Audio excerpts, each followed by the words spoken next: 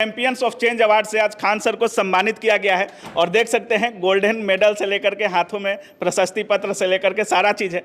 सबसे पहले आपको बहुत बहुत बधाई सर।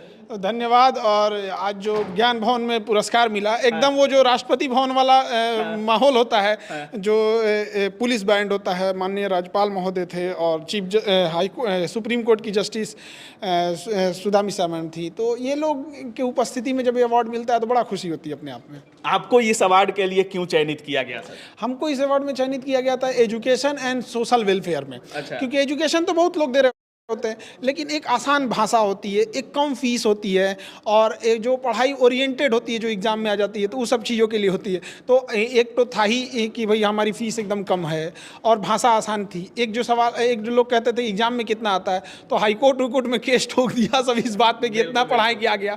तो ये सब चीज़ों से, और कुछ लोग ये जब कह रहे थे कि कानून हमको सिखा रहे थे, तो आज उनके मुँह पर ये भी तमाशा है कि जो कानून सिखा रहे थे लोग, भारत का chief justice K G. Balakrishnan sir ने ज्यूरीज में और honourable justice Sudha Mishra ma'am ने, उन लोगों ने नाम को नॉमिनेट किया जो हमको कानून पढ़ा रहे थे। भारत का मुख्य न्यायाधीश, उससे बढ़कर कोई कानून का जानकार नहीं ना है। जब वो लोग नॉमिनेट करते हैं तब समझ में आता है कि नहीं भाई चलो भाई समाज के लिए जो कर रहे हैं, तो ये हम लोग के लिए भी एक मोटिवेशन होता है। जब राज्यपाल सर स्टेज पर गए और जब उनका संबोधन चालू हुआ तो पहला ही नाम खान सर का लिए, उस समय क्या लग रहा था, क्या कुछ पूछ रहे थे सर? और राज्यपाल महोदय, हम लोग के ना ये बिहार का सौभाग्य है जो इतने इंटेलेक्चुअल राज्यपाल मिले हम लोग को। राजेंद्र प्रसाद की धरती पे जिस तरह से वो एक इंटेलेक्चुअल व्यक्ति थे, वैसे ये है, इनको किताबें पढ़ने का बहुत शौक है।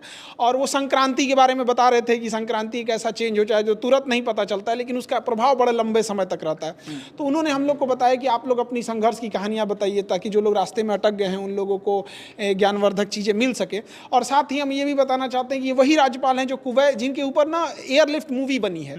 इन्होंने ही कुवैत में 80,000 लोग जो फंसे हुए थे उन्हें युद्ध के माहौल से वापस लेके आए थे।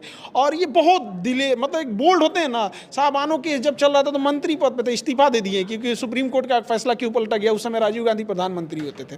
तो ये सब चीज़ें बड़ा खुशी होती है सब चीज़ों। जब आप स्टेज पर गए सर, तो राज्यपाल सर से आपकी काफ़ी देर तक बात हुई, बाकी लोग भी गए, लेकिन आपके वो कुछ ज़्यादा समय भी आप लिए राज्यपाल सर के साथ, क्या कुछ बात हो रही थी सर से? अब वहाँ की तो बातें मतलब यही सब चीज़ें कि और कैसे बढ़ाया जा सके। उनका एक इंटेंशन ये रहता है कि हर इंसान ज़िंदगी में कुछ ठोकर खाया होता है और हर इंसान के लाइफ में एक ऐसा मोड़ आता है ना जहाँ वो थक के सोचता है अब लौट चलते हैं, क्या ही फायदा है। तो वो यही कह रहे थे कि हर इंसान के समय में तो आप लोग भी अपनी बातें बताइएगा ताकि लोगों को हिम्मत मिल सके और कोई लौटे नहीं और आगे बढ़ते रहे। यही उद्देश्य था। इतना कुछ कर रहे हैं सर एजुकेशन में, और ये सब जब मिलता है, खान सर खुद दूसरे को सम्मानित करते हैं, लेकिन जब खान सर को सम्मान मिलता है तो कितना मायने रखता है खान सर के लिए? ये हम लोग के लिए तो यही मोटिवेशन है। अच्छा। और क्या ही कर सकता है आदमी, सब मतलब एक कोशिश यही रहती है कि समाज में भी, और हम उन लोगों से भी कहना चाहते हैं कि देखिए आप समाज के प्रति भी सोचिए। फीस ले लेना, बिजनेस, शिक्षा को बिजनेस बना देना, शायद अगर हम भी बिजनेस होता तो आज ये नहीं मिला होता, ये तो गारंटी करते हैं। आज हम भी बिजनेस किए रहते तो नहीं मिला रहता। 100 आप से सुनिए, केवल बिहार की बात कीजिए, 14 करोड़ की आबादी है। 14 करोड़ की आबादी में बिहार का राज्यपाल, गवर्नर महोदय, महामहिम नाम लेके अब जब आपको संबोधित करते हैं तो 14 करोड़ में जब आपको लेके होते हैं तो ये अपने तो आखिर ये कैसे? ऐसा नहीं है कि हमारे पास कोई अलग से कोई सींग निकला हुआ है। हमने जहां हमको था कि हमें लगा था कि हम लाखों फीस ले सकते हैं, वहां ना लेके 1000, 200, 300 में पढ़ा दिए।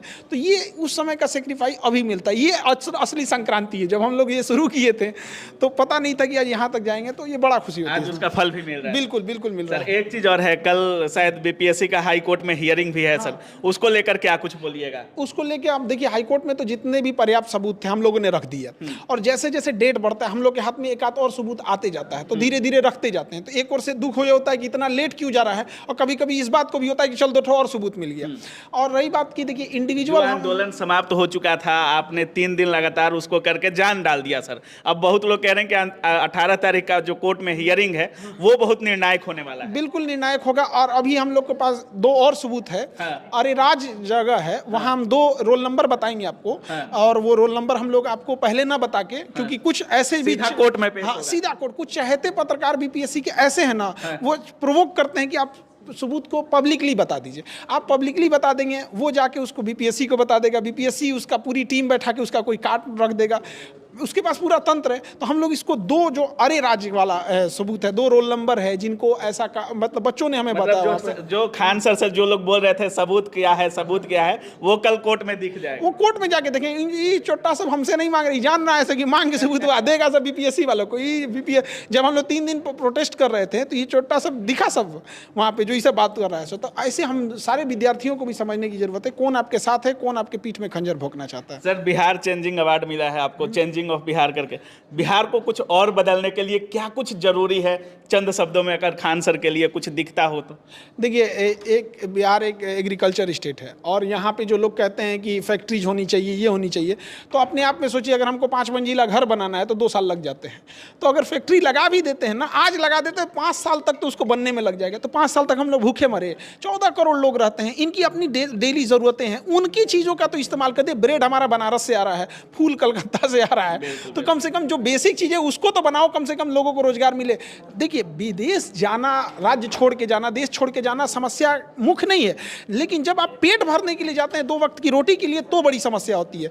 तो जो बिहार से मजदूर जा रहे हैं वो 8,000 10,000 नौकरी के लिए जा रहे हैं, ये समस्या है। अगर जा रहे हैं बड़े इंजीनियर बन के जाएं, 5 लाख 10 लाख की सैलरी पे जाएं, बड़े पैकेज पे जाएं तो कोई समस्या नहीं, लेकिन वो जीविका के लिए जा रहे हैं। मेन समस्या ये है कि इस राज्य में जीविका भी नहीं है। बिल्कुल बिल्कुल, बहुत बहुत धन्यवाद।